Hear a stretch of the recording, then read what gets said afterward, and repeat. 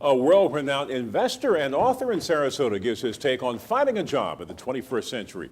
His words highlight the final day of the inaugural YPG State of Jobs Conference. SNN's Grant Boxlinger joining us now in the studio with more on this after attending the conference today. Well, that's right, Mike. And what he says, it may sound familiar, but what he's telling people is if you want to find a job and you're young, you better start now. David Kotok is Chairman and Chief Investment Officer of Cumberland Advisors in Sarasota. His advice was free Friday as keynote speaker of the Young Professionals Group of Sarasota's State of Jobs Conference. If education puts them in a direction where markets and employers demand a skill or a talent, that's better.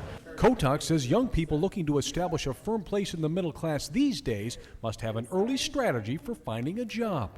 And you studied petroleum, engineering, or mining, or the types of skills which have to do with the evolution and build out of the energy sector in the United States. Graduates of those institutions get 15 job offers. And throughout the jobs conference, area employers have been using it to potentially recruit new employees. Kim Yoakum is recruiting coordinator of S1 Holdings Corporation. So we really, by this conference, are hoping that people see that there are excellent opportunities to maybe go to school, but then come back to this area, work here, live here, and start their families. And it's never too early to have a plan to secure employment.